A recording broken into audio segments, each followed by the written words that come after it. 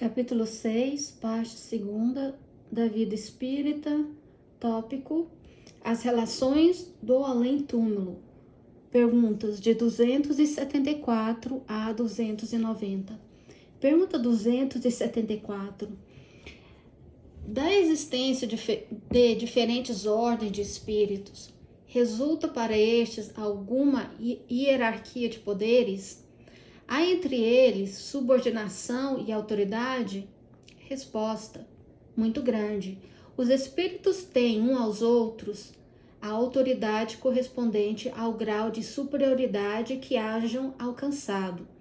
Autoridade que eles exercem por um ascendente moral irresistível.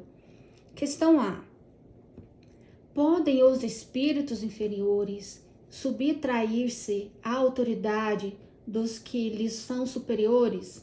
Resposta: eu disse irresistível. Pergunta 275. O poder e a consideração de que um homem gozou na terra lhe dão supremacia no mundo dos espíritos? Resposta: não, pois que os pequenos serão elevados e os grandes rebaixados. Leia os Salmos. Questão A. Como devemos entender essa elevação e esse rebaixamento? Resposta: não sabes que os espíritos são de diferentes ordens, conforme seus méritos? Pois bem, o maior da terra pode pertencer à última categoria entre os espíritos, ao passo que o servo pode estar na primeira. Compreendeis isso? Não disse Jesus: aquele que se humilhar será exaltado e aquele que se exaltar será humilhado? Pergunta 276. Aquele que foi grande na terra e que, como espírito, vem achar-se entre os de ordem inferior, experimenta isso com alguma humilhação? Resposta: às vezes bem grande. Mormemente se era orgulhoso e invejoso. Pergunta 277. O soldado que depois da batalha se encontra com seu general no mundo dos espíritos, ainda o tem por seu superior? Resposta: o título nada vale, a superioridade real é que tem valor. Pergunta 278. Os espíritos das diferentes ordens se acham misturados uns com os outros? Resposta: sim e não. Quer dizer, eles se veem, mas se distinguem um dos outros. Evitam-se ou se aproximam, conforme a simpatia ou a antipatia, que reciprocamente uns inspiram aos outros, tal qual sucede entre vós. Constitui um mundo qual o vosso é pálido reflexo. Da mesma categoria se reúne por uma espécie de afinidade e formam grupos ou famílias, unidos pelos laços da simpatia e pelos afins a que se visam. Os bons, pelo desejo de fazerem o bem; os maus, pelo de fazerem o mal, pela vergonha de suas falhas e pela necessidade de se acharem entre os que lhes assemelham. Tal uma grande cidade onde os homens de todas as classes e todas as condições se veem e encontram sem se confundirem, onde as sociedades se formam pela analogia dos gostos, onde a virtude e o vício acotovelam sem trocarem palavra. Pergunta 279. Todos os espíritos têm reciprocamente acesso aos diferentes grupos ou sociedades que eles formam? Resposta: os bons vão a toda parte, e assim deve ser, para que possam influir sobre os maus. As regiões, porém, que os bons habitam serão interditadas aos espíritos imperfeitos, a fim de que não as perturbem com suas paixões inferiores. Pergunta 280. De que natureza são as relações entre os bons e maus espíritos? Resposta: os bons se ocupam em combater as más inclinações dos outros, a fim de ajudá-los a subir. É uma missão. Pergunta 281. Por que os espíritos inferiores se comprazem em nos induzir ao mal? Resposta: pelo despeito que lhes causa o não terem merecido estar entre os bons. O desejo que neles predomina é o de impedirem, quanto possam, que os espíritos ainda inexperientes alcancem o supremo bem. Querem que os outros experimentem o que eles próprios experimentaram. Isso não se dá também entre vós, outros? Pergunta 282. Como se comunicam entre si os espíritos? Resposta: eles se veem e se compreendem. A palavra imaterial é o reflexo do espírito. O fluido universal estabelece entre eles constante comunicação. É o veículo da transmissão de seus pensamentos como para a voz. O ar é o do som.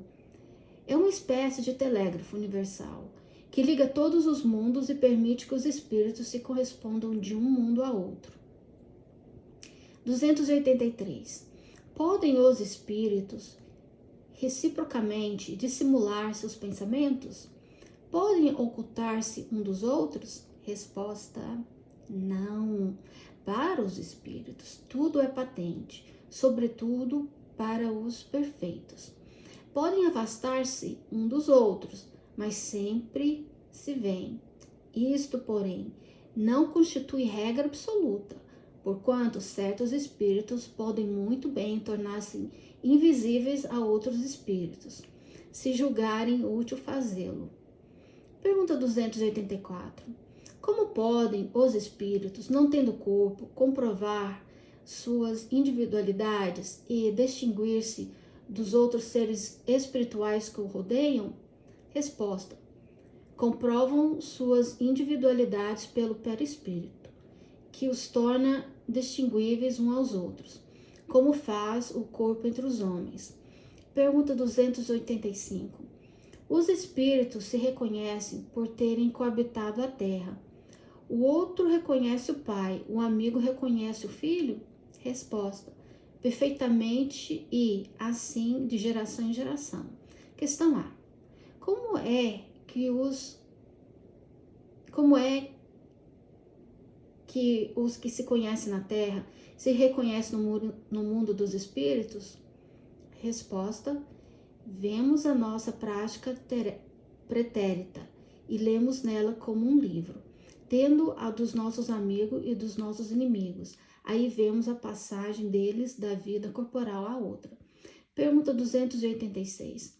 Deixando seus despojos mortais, a alma vê imediatamente os parentes e amigos que a precederam no mundo dos espíritos? Resposta: imediatamente, ainda aqui não é o termo próprio. Como já dissemos, é-lhe necessário algum tempo para que ela se reconheça a si mesma e alige o véu material. Pergunta 287. Como é escolhida a alma no seu regresso ao mundo dos espíritos? Resposta: a do justo, bem como o amado irmão, desde muito tempo esperado, a do mal como um ser desprezível. Pergunta 288.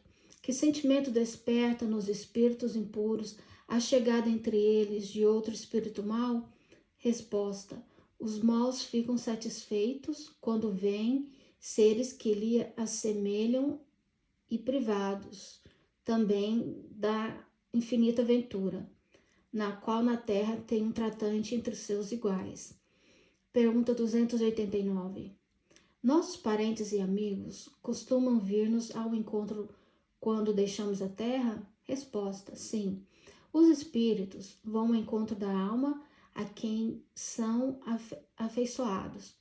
Felicitam-na como se regressassem de uma viagem por haver escapado os perigos da estrada e ajudam-na a desprender-se dos liames corporais. É uma graça concedida aos bons espíritos, o lhes virem ao encontro os que amam, ao passo que aquele que se acha maculado permanece em isolamento, ou só tem a rodeá-los os que lhes são semelhantes. É uma punição. Pergunta 290. Os parentes e amigos sempre se reúnem depois da morte?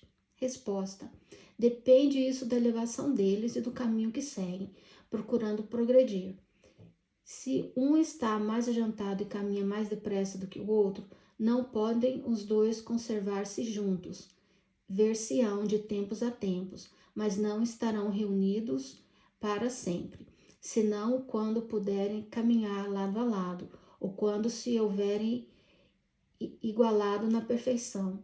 Acresce que a privação de ver os parentes e amigos é, às vezes, uma punição.